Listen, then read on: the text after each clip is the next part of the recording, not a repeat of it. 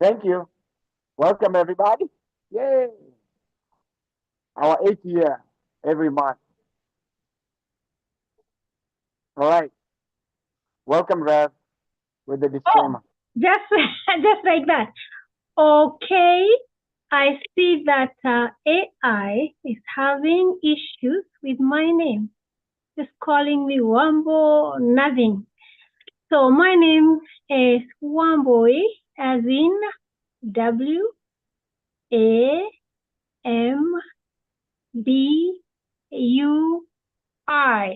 Let's see for that we're gonna make it. And this is Mental Health Stars Association Incorporated in the state of Georgia. And I am here on behalf of my friends to issue a disclaimer because it's important. And the disclaimer says that the information we are going to share with you is just suggestions. We are not your doctor. We are not your psychologist or psychiatrist, your counselor or your therapist.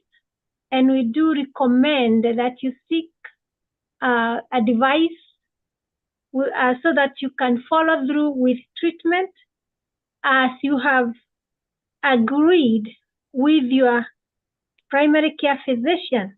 So this is just for information. Consider that you are sitting with us in an office. We don't have the whole world and we don't have the whole country. Just a few of us sitting around the table and talking about issues that are important. Tonight, we are going to look into the topic to say no to depression. Say no to depression, number one. Number two, our topic is about men, and we are going to talk about loneliness and suicide. We start with loneliness because loneliness is the one that might lead somebody to commit suicide. Oh, they don't want us to say commit. They just want to say end their life or something. But anyway, it's going to take a long time to change the words that we have come to use and to know. So welcome everybody. Let us talk about it. I think we are going to start with Reverend Come now to talk about men, and then we are going to proceed to hear a medical response from Mr. Kevin and church response from Bishop Tini Muthe, and I will be the last one to give a response concerning children, adolescents, and their parents. And I am last because that is the area I am specialized in, educated in, experienced in working, and sometimes I say I'm very good. But I've also been a mom, a mother. So when I say a parent, basically I can also talk about my own experiences. Welcome. Can you breathe in with me now? Like breathe in with your nose, breathe out with your mouth for 3. Breathe in with your nose, breathe out with your mouth. Can you see me rising up? You should breathe correctly. That you happen. Breathe in and breathe out. Thank you. We have just started. Welcome, Reverend. Come now as we share at this time. Thank you. Thank you, so Rev Wamboy. So I want to talk about men, and uh, we tend to keep things to ourselves, and it is my desire that we talk about things. Like today, I was having a conversation with my workmate, and he opened up and told me uh, his situation, and I was like, "How come you don't have children?" And he said, "Oh, because of this and this happened to me, but I like talking about it." So me and him had a conversation that we as men need to start opening up. Whatever we've gone through, regardless of our past, we have to start opening up and say, hey, I'm in a hard, difficult situation. Like today, I've been doing Kemen for like 7 years, every year. And then this year, this week, I was like, man, God, what do you want for Kemen this year as an organization? We'll be doing awards here, awards in Kenya. And it's like, oh, this year I need to take a break and take care of myself. And sometimes we take care of people and we forget about ourselves. We forget ourselves physically, we forget ourselves mentally, we forget about ourselves on who we are. So I made a decision that this year I will take a break and take care of myself and take care of my mental health and just start refresh so I can be healthier for next year. It doesn't mean that I'm sick, but it's always good to take a break as a man and think what has worked, what hasn't worked, what has worked in my relationship, what has worked in my activity, what has worked in my work, what has worked in my relationship with my kids, this generation. So sometimes we go, go, go, especially in this country, and we don't take that break. So I decided, you know what, this year, I just want to reflect on what God has done through the organization that God has given me, and even to think about me. How can I take care of myself as a man? So it's very, very important that you take a step and then look at another man who you can have a conversation with. Like today, me having a conversation with that brother taught me a lot that it's important for us to speak up. It's very important for us to talk about what we're going through. And loneliness is not good. Sometimes if you take away yourself away from people, you become vulnerable. But when you talk, you open up and say, you know what, Reverend Boy, I'm going through a situation, and she's able to have a conversation with me. Like for me, my sister has been sick for a while, and I'm thinking about, oh, I'm here, my sister back in Africa. How can I be able to help her financially and all that?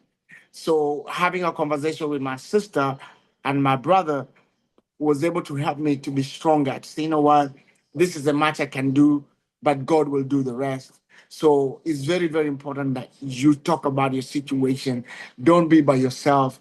And that's what I've learned, that we men need to start opening up, open our heart and have that serious conversation. For me to be able to step up and talk about what I'm going through is really helping me. And me today to say, hey, this year is gonna be me taking care of myself as a man. I've done Cayman Awards for the last 7 years. What about me giving myself an award this year and taking care of myself and also being healthy for me. So next year when I come back, do the award, I'd be more healthier. So as men, we shy away, but it's very, very important we speak up and just saying, you know what, when we speak up is a refreshing. We get a healing, we get a difference. When we rest, instead of go without knowing, we get better every day. So I'm just excited that I took that bold step. I saw like 5 calls, people calling me, people are worried, but it's good to speak up because now I said, oh, I need to take care of myself. I send it in most of the group. I say, this year we're not having Cayman Award because this year I want to take a break and take care of myself. So everybody was calling me and like, so it's good thing that I spoke out. But to see 4 people calling me, it's good to speak out so people can reach out to you. So I want to encourage all men, especially we who keep us to ourselves, to emulate our ladies who have good gossip. I've said it's always good to have a good gossip. So let us take a break, but not to be lonely, to speak up and take care of our mental health and also our well-being. That's what I wanted to share. I think I was on point. I am not a man, but I believe you're on the point. Thank you. Does anyone want to ask you a question, or should we reserve questions towards the end? It's an interactive session, so we can go either way. For that reason, Question. How do you take time out for yourself for a whole year? What do you mean by that? Are you No, going to quit work? Are you going to now go back? let me exactly elaborate. Hmm. So time out on doing the award. A Cayman Award is a very expensive adventure, and it takes a coordination and work from June. You have to look for sponsorship. You have to call people. And what I discovered is a lot of men are not able to rally again together. So you find yourself, instead of having 20 people coming together and putting it together, you only have like three, four people. And so I say, you know what, the energy is good, but I want to take that break so I can, be more proactive, talk to people, and also to be able to work on the youth Double Impact Ministry this year, because Double Impact Ministry was on on off the banner kind of few 1 year ago. So I want to make sure that is better and do it in a moderation, not taking a break completely, but do it in a moderation way. That's what I meant. Oh, okay. So you're Yeah. not taking away out. I'm thinking if you have a family and you're No, taking time out for 1 year, no, no. that would be an issue. Okay, thank you very much. We want to welcome Brother Kevin. Kevin is going to give us a response, a medical response, because we want to merge uh, different perspectives so that we can come up with a good solution. Uh, Thank you. Thank you so much. Good evening, everybody. Thank you for the opportunity. Yes, we are back again. Those dinner table talks, and we are here to keep on um, sharing and also make it awareness for the things that we see in our community and how can we get ahead of this. Appreciate you, Reverend Tomboy. Thank you, come now for sharing. I think that's really, really great. Man, to be vulnerable, it's something that I believe, I think our community, we have those sessions, but the way we were brought up is something that was like showing us being a weaker vessel doing it, but it's something really, really good to embrace at this time, especially when we have resources around that can be able to step up and also fill in the gap and just have the listening ear of what's around us as men as we share this. So thank you for sharing that. Amazing. So from the medical perspective, I'll share a couple of things that we have seen, and this is really dear and very sensitive topic, especially when you talk about men and loneliness, and then you see the result of it. We are seeing a lot of early signs of depression, being loneliness. They shy away, not involved in a community, or not even engaged with their friends as before, or just something abruptly changes, especially if finances are touched or transferred or job. So you see someone kind of draws back. I know some are trying to adjust, but the little cocoon boils into something not correct. Within that time, from some cases that we have seen, there's a high risk of suicide and also depression, and also indulging in I'm sorry, also indulging in things like alcohol, drugs, things that just destroy the actual human body over time. To stay ahead of this, there's a simple tool we are using in the clinics and in the hospital. It's called a PHQ-9. So that's just a form, it's like a questionnaire. It clearly communicates to the provider or the physician, the patient, their current, or just try to understand their mental health space. It's just simple questions. Are you eating well? Are you sleeping well? Those kind of stuff. So those, it's about 9 questions in total. You want to be honest as this comes along. We see a lot of men trying to skip through it, but women will provide more information on it, and it helps because as you're completing it, it gives a score, and that score helps the physician or the provider you're with to dive in or even ask some more questions. With that screening, it helps us to get someone to the right the right level of support. It could be as simple as just social worker for food or transportation.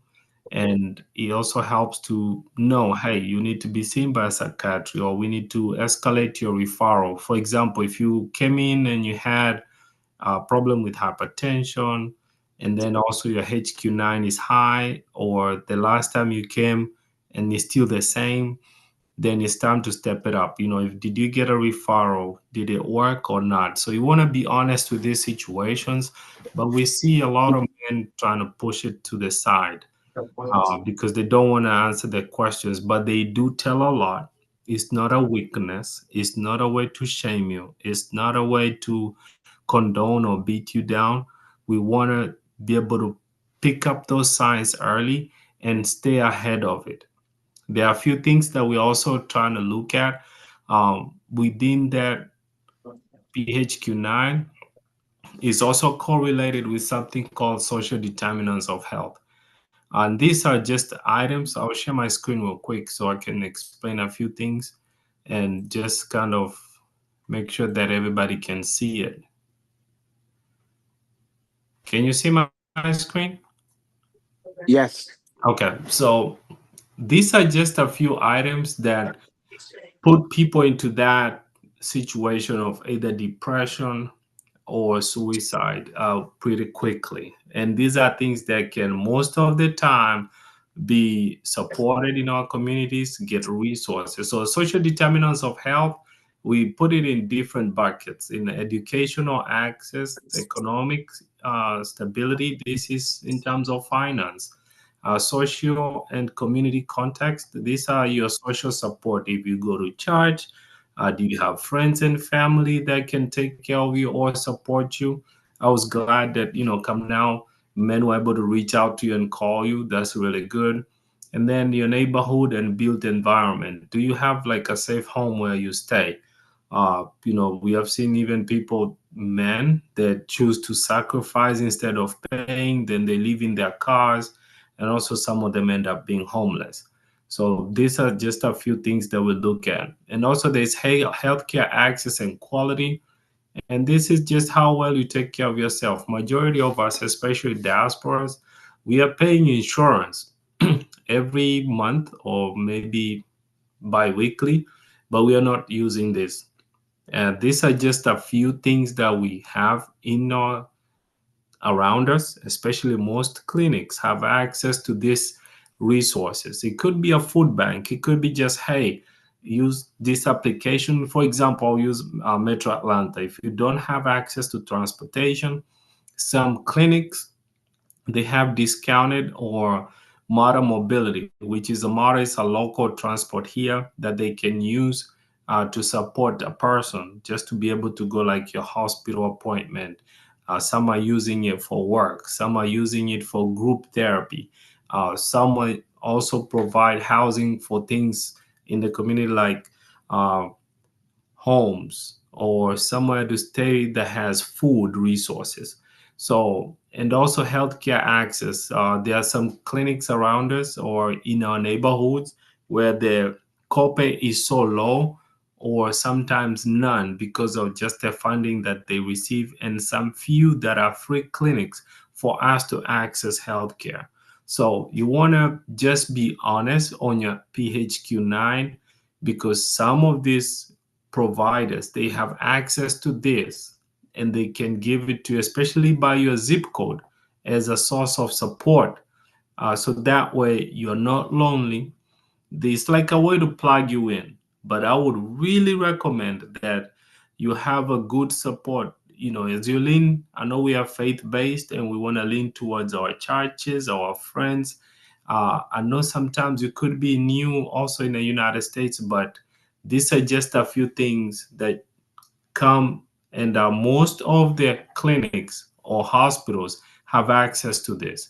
So you want to be honest on what you need. Should you end up in a hospital or even see your primary care provider, complete your PHQ9, be honest there. And then if you have issues on that end, on what you could really need, be proactive, just saying, so that way you can get plugged into some of these resources.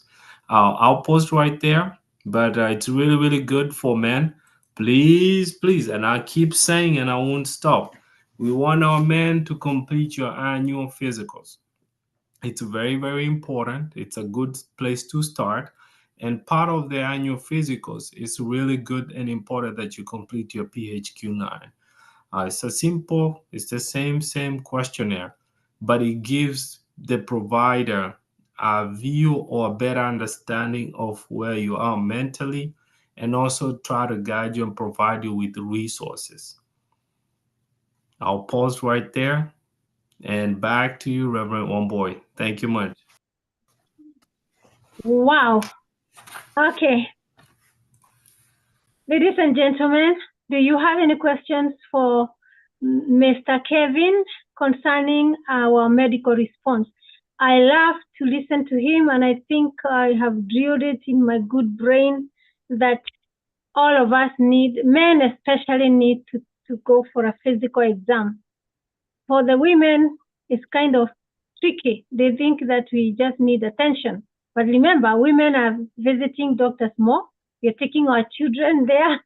And we are also, many, if you have 2-3 children, that means you're going to see like 3 doctors or 1 doctor 3 times a year, whether you like it or not. Then your own time, that's 4.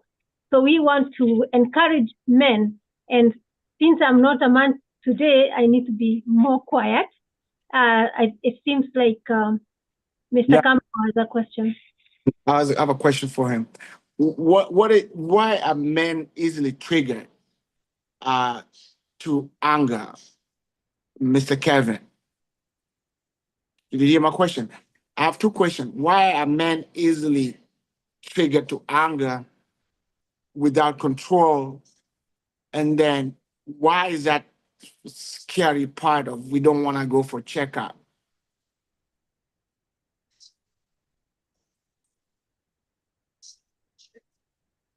Kevin, did you get my question? I did. Okay. Can you hear me now? Yeah. All right. So I'll answer it in 2 ways. So first, that's just from me seeing things. A lot of men are not, like being too quiet. They are piling too much on them, and we see uh, the breaking point is very easily triggered just because of the weight they bear. Most men don't talk about stuff, so they just keep adding and piling and piling. And then they have the different situations. It could be family, at work, and there is no way to decompress or just have a sit down talk to let some of the pressures out. And that causes the level to go too high, that anything little, it could be just even your son or your child, just do something, and they just, it kind of, the whole weight blows off because of a small incident. The other thing is that I've seen is a lot of men also, there's lack of coping skills, especially for the younger ones, where they're not well equipped to handle simple things like positive criticism or redirection or correction. It could be just something at work, and you tell them, hey, you need to redo this project differently. And they look at that as a negative thing. And rather than sitting down and compose themselves or look at it from a constructive point, they look at it as a hatred thing. And that correction and the way they interpret things ends up not being that good. So I think it's a man, it's really good to find a way, just to decompress. And also, as we are training younger men, it's good to have a mentor, have those sessions. It could be just, even if it's with a uh, therapist, to have that way to get it off our chest. And delegate. Delegate. We are so blessed. For those of us who are married, our wives are in the house, just delegate things around. They are our helpers. We got to try to, so we are not carrying too much. If you distribute your weight, then it becomes less of pressure on you. And then just find a way that it could be, some people exercise and they feel much better. Some talk to their wives, some listen to music, some just get out and play. Just something that you do physically or just engaging with someone else that helps you to kind of decompress and take off that pressure. Thank you very much, Kevin. I hope that was a good answer. I almost said, which is cultural, that a hungry man is an angry man. I suggest to make sure there's good food wherever you are. And it is also the same with young students. I have been in the school system for a long time, and the majority of the students that go to see the deputy principal, they are mostly boys. They have been fighting, the externalized behavior. It's like, let's get out with this, let's fight it out, which of course is not acceptable. That's just my mom, my mom, since I'm a parent, that's just me saying. But also, for real, if you're going to have a good conversation with a group of men, it is important that you have food around, because when your sugar is low, it's more easily, you may lose your anger, or rather you are cool more easily than not.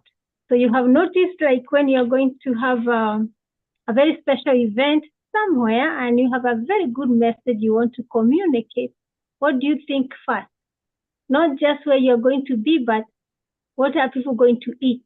And as we say, if you're going to communicate a real good message, don't leave the food to the last thing. Let people come and share a meal, and then after that I think they will listen better. That's just me saying. But since this is a men platform, we are blessed. Does anybody have a question concerning medical response? Mr. Kevin is responding as a nursing practitioner who works in the hospital. So as you heard, that it's important to have a physical, make sure you complete that 5 questionnaire that kind of tap into your mental health wellness. Be honest. I love him. He just says, be honest. Myself, I say, be so honest. Like, speak the truth, but nothing but the truth, so help you God. Because it's not a wedding, so I'm not going to say me. Help you God, so that your doctor can work with you. There are a few people that we need to be downright honest. Even if you're not honest with your wife or your friends or your intimate partner or whoever, your children, your mother, your father, be honest with your doctor.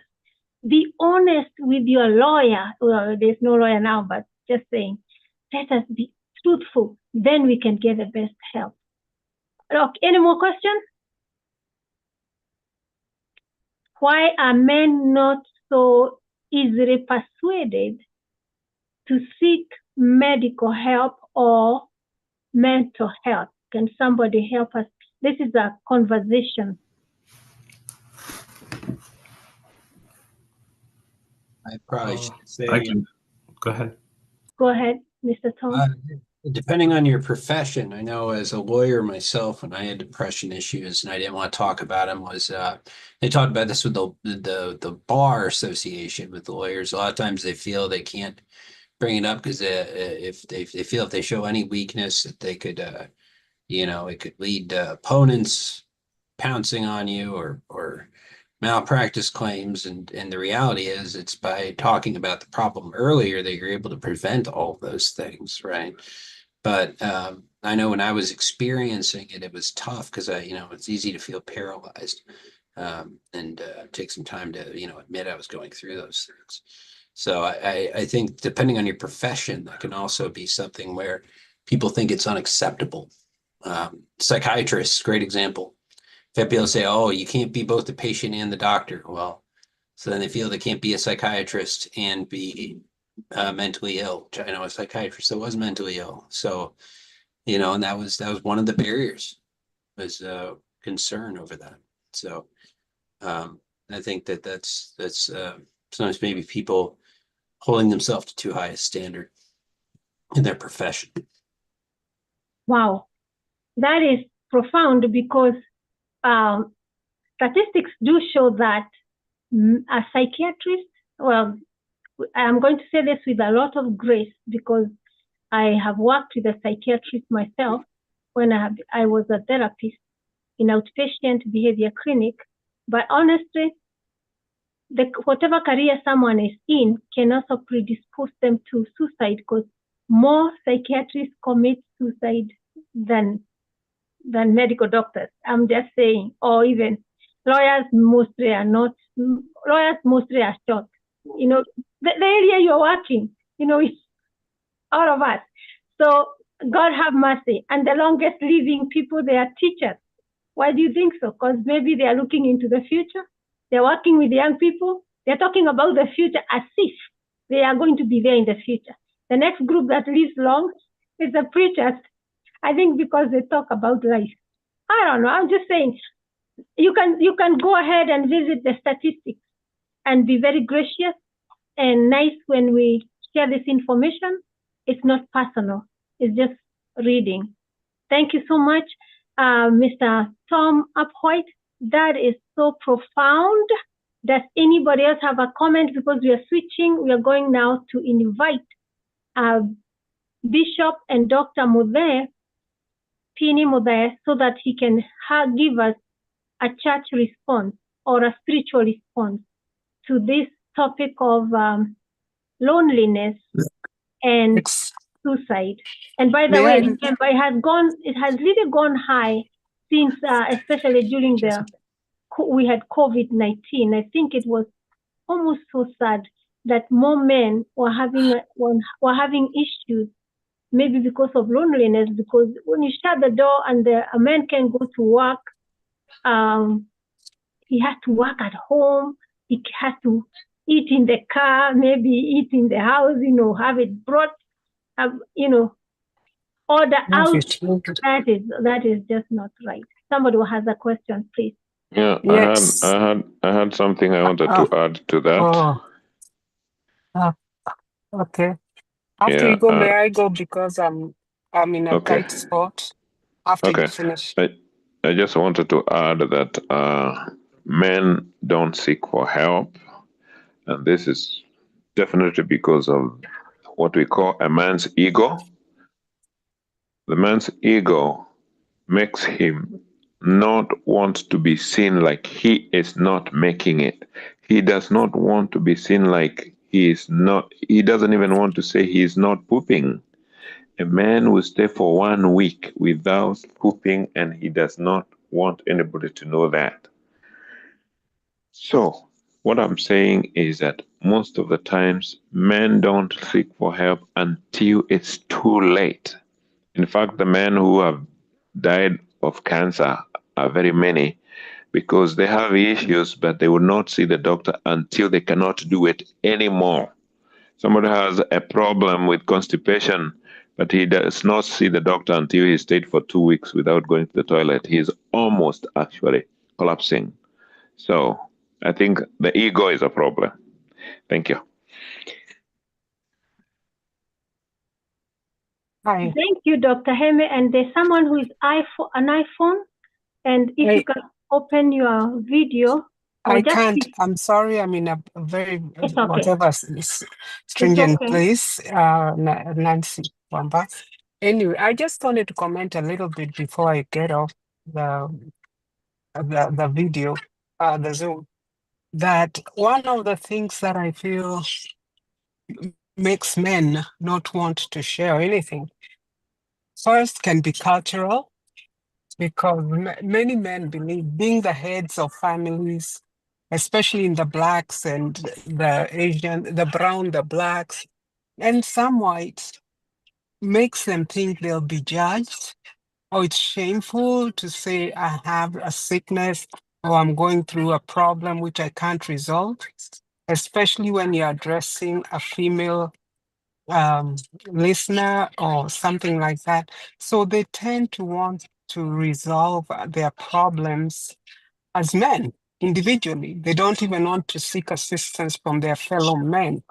And that leads to, and what causes that is when you keep everything to yourself, there's no outlet in your life. That's where the issue of depression comes in. Depression, anxiety, and loneliness, which is part of the DSM's, one of the issues that the DSM quotes, leads to chronic or clinical depression or major depression. And so that's why statistics have been found to be, they're higher in the solution, the finality of the suicide attempt is more severe in men, although more women do attempt suicide, but they don't do it the lethal way. So what can we do as men to help our men get knowledge or understanding that we are all weak human beings? We all can fall sick, as whoever said, my brother there. When you're sick, they don't want to talk about it. Yet they know there are people who can help them. But just the thought that they're going to remove their clothes to a fellow man or a woman becomes embarrassing. And that, I feel, is something that could only be overcome if with more education, more community interaction. And of course, I love the BDI, that's Beck's Depression Inventory, which is actually a bit more highly rated than the HPQ9. And so I'm sorry, I'm in a place I can't finish, but I hope next time I'll be in a better place to comment, because I have kids around and they can't keep quiet, and I'm in a car. So it's not somewhere I can get out. But we appreciate you so much. This is one of our board members, Dr. Wamba, and she's a psychologist. Yeah. It's really good to hear that as an aspect. Okay, I'm going to, is that okay? Yes, please. I have to leave. I'll listen, but I won't comment. Thank you so much. For now.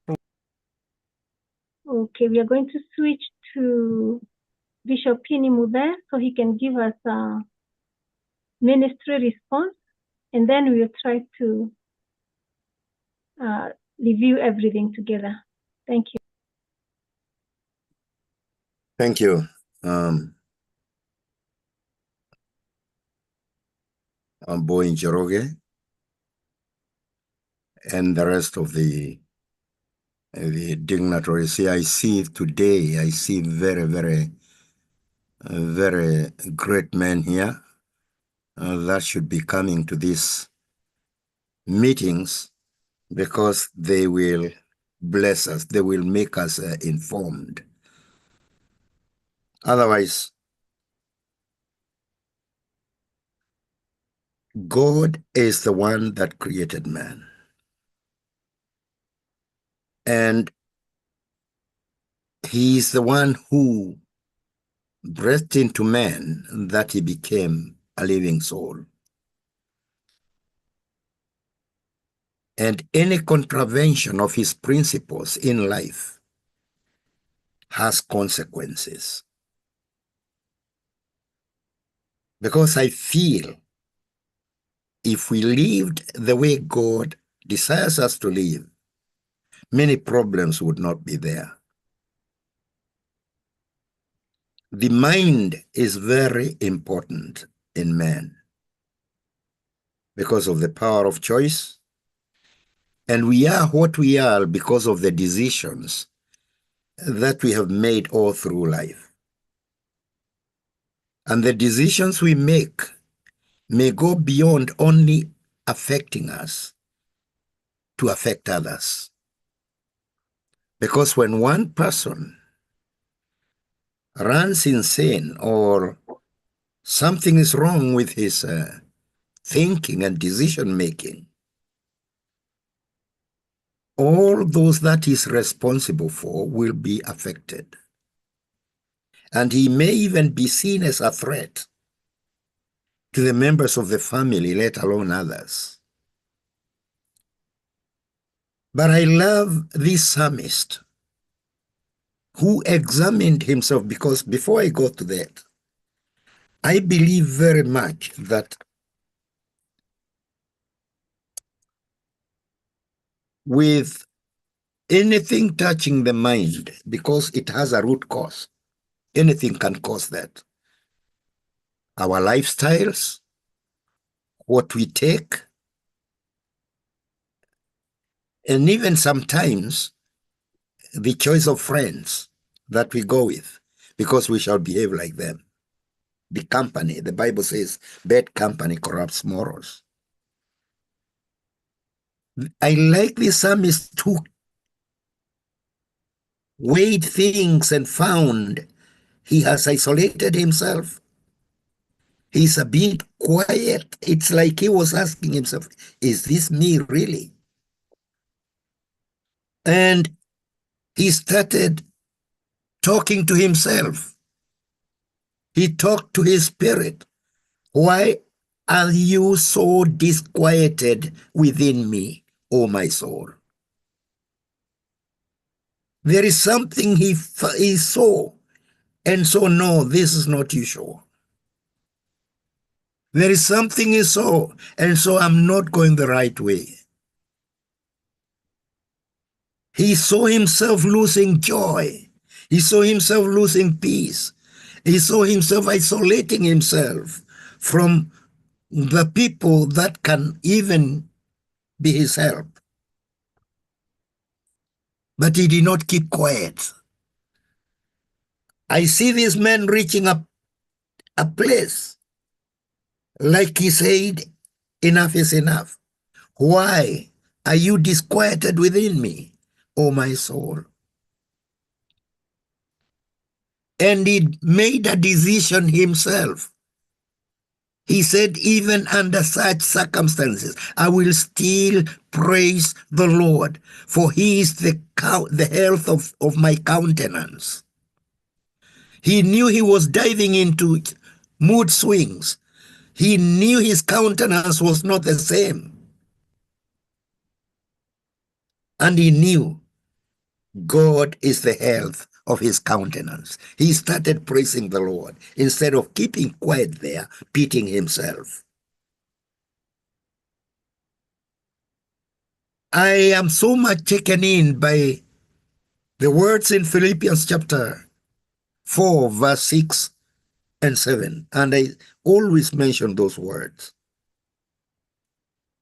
where Apostle Paul says, be careful for nothing. Other versions of the Bible say, be anxious for nothing. God knows we can run into anxiety easily. Be careful for nothing, or be anxious for nothing, but in everything. What are you going through? In everything, by prayer, supplication with thanksgiving, make your requests known unto God. There is benefit believing God. You find even we Christians, we are being defeated, and we suffer, anxiety catches up with us. Why? Because there is only one way that the righteous are supposed to live. They're supposed to live by faith. That means their cares should be directed somewhere. They should not weigh them down. When we try to take the pressures around and try to find solution, we shall burn out.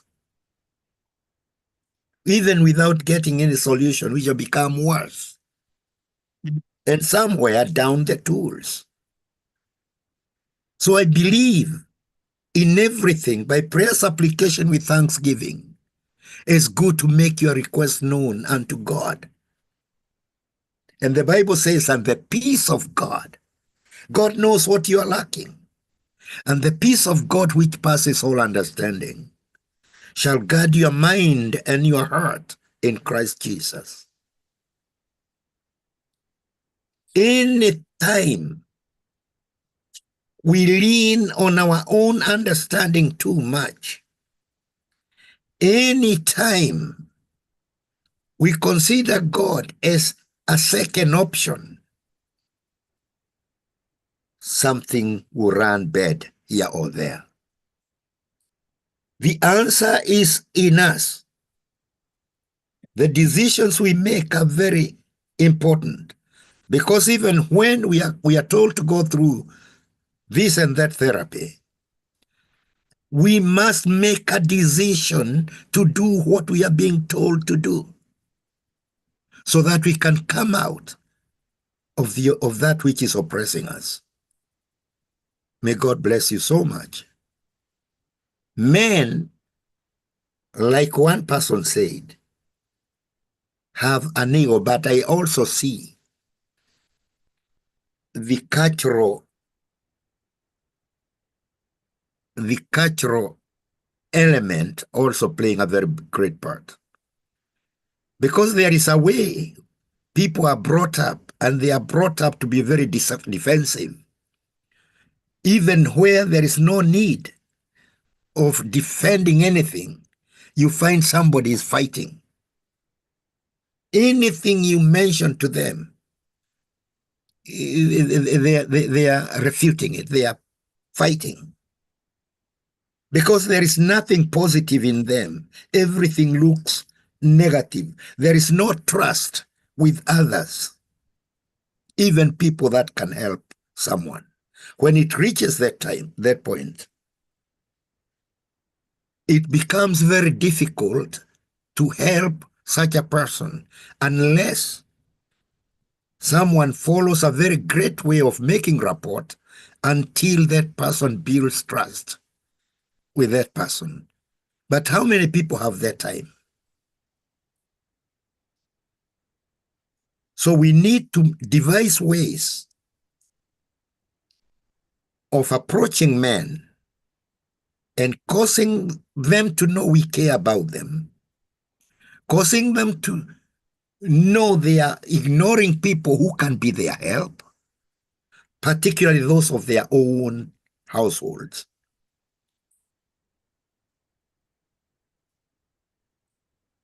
I pray that this forum will be heard by many, because like now the Constitution I saw in this forum can affect the whole world, let alone America, because of the different professions that I have seen around here. Mm-hmm. Sorry for that. Thank you, Bishop Mude. We appreciate it. And that's why we are here together. Our theme scripture is Proverbs 11 and verse 14. The people fail or fall because of lack of knowledge, but in the multitude of counselors, there is safety. Multitude of counselors. An example would be if you have legal issues, it might be really good to seek consult with a lawyer. If you are sick, consult with a doctor. If you have issues in the school with young people, call me, please. That's why we are saying we are a multitude of counselors. Thank God that He has brought us together so that we can share what we have and what we have known to help each other. We want to encourage each individual to let you know that you can reach us as mental health group. We have a Facebook page, we have WhatsApp, and you can also send us a message. So for this reason, does anyone have a question concerning what Bishop has shared, which is the response, or rather the spiritual response to mental health?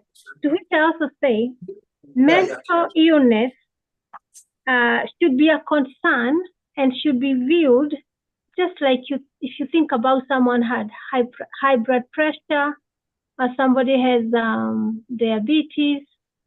I like it when Kevin speaks about it very well, because I believe we can also combine our spirituality and our mental health issues, and we can take them to God, and we can also We can ask for help. Because if you remember, the men and the women that came to Jesus, they knew what their problem was.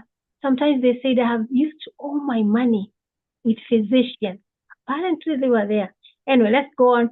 I wonder if Kevin or, okay, Mr. Ken, okay, Reverend, come now. Where are you? We're looking for you. He used to take the microphone at this time.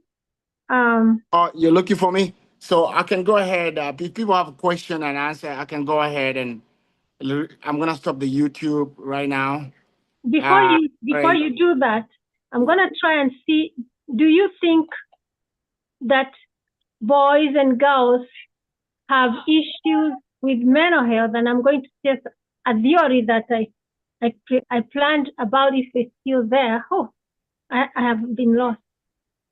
All right. Can I go ahead and get out of YouTube? Don't worry, I have been kicked out by the meeting. All right. I'm going to go ahead and get out of YouTube. Were you able to share the did you see my screen? I see your screen. Yeah. Do you want me to stop live or wait? No. I just wanted to share very briefly what you do for what our theory talks about, especially for us who work in school, theory of suicide. And go ahead and share before I stop live. Go ahead. I see you share the screen. Okay. We're talking about the theory of suicide, especially now the age group we were addressing, young men from 18 all the way to 40 something, because this is the time that young men are making major life decisions. And here we say, I like this guy. I call men guys. I like David Emile Durkheim. He was a French sociologist, and I have a degree in sociology, so we call him the father of sociology. His 1897 works about suicide, and which suicide we mean is the act of intentionally ending one's life. Suicide is somebody to take your life away. His theory, he has a theory of anomie, a state of social instability that occurs when social norms and values are in collision. And for most of us, I'm thinking that the group that we are working with in diaspora may fall into this category. He believed that anomie can lead to depression, suicide, and crime. Anomie is lack of socio-ethical standards or a breakdown of social cohesion.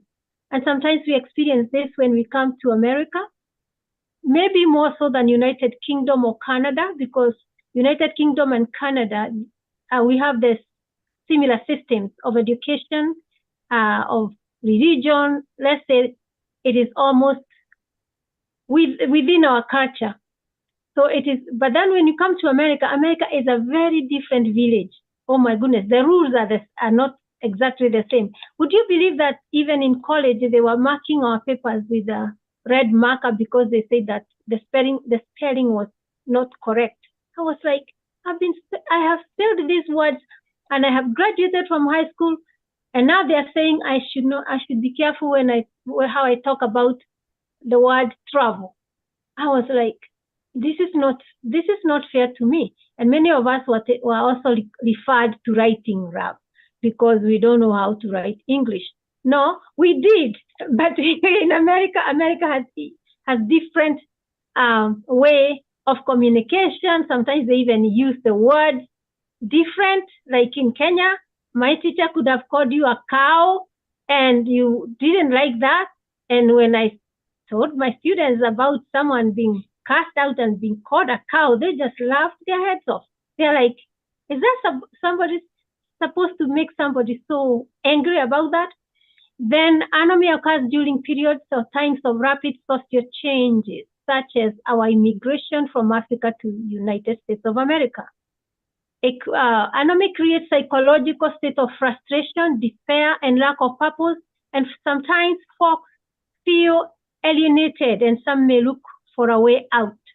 So notice that it is possible to experience chronic anomie with never-ending goals and material pursuits. And his theory is also known as a string theory. I am saying that this endless pursuit of goals and material wealth, even when you have acquired it, you have no idea what is the end, especially I feel for Kenyan men. And I think men in general, American men, African American, just like the psychologist talked about all groups of people. It feels like they have too much pressure. It's like you have bought your house here, you have bought your car here, you have education. Now you are trying to duplicate the same things in Kenya. Tell me that is not stressful. And if you're young and you're trying to compete with somebody who has been here for 30, 40 years, and you just arrived here like 10 years ago or 5 years ago, can you imagine the pressure? I am saying, can we give our men a break? Can we support our men? Can we validate our men? Can we affirm the men and say, you're doing good, keep pressing forward, pace yourself? And like Mr. Kamnau said, he's taking time out, self-care. So that was my contribution, working with the younger people, and we'll continue from there. I'm going to give this microphone back to Reverend Kamnau, and he'll finish for us. All right, thank you. I'm going to get out of YouTube. Appreciate you all for being here. You can ask any